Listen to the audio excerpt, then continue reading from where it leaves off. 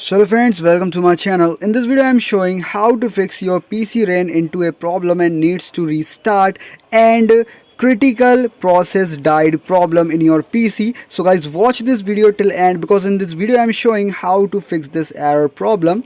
So to fix the critical process died in Windows 10 or Windows 11, so you need to follow the steps. The first and very simple method is to perform a Windows restart operation.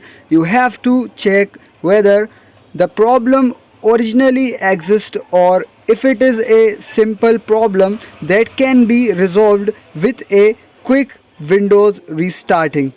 Now you have to restart your Windows 10 or Windows 11. Okay, so you have to restart your Windows for solving this error problem.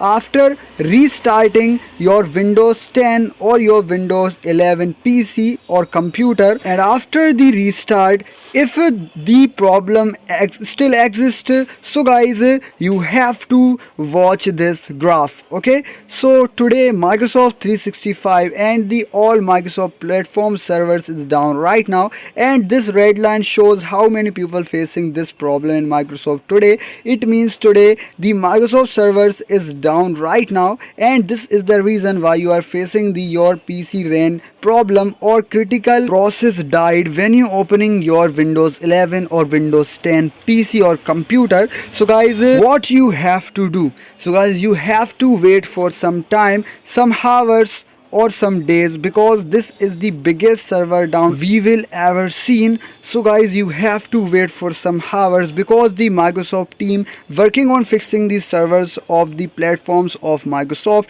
it may take some time. So guys, you have to wait for some time, and if you guys having any other problem you can comment me, and I hope you understand what I'm saying. Do like this video, don't forget to subscribe my channel. Thanks for watching.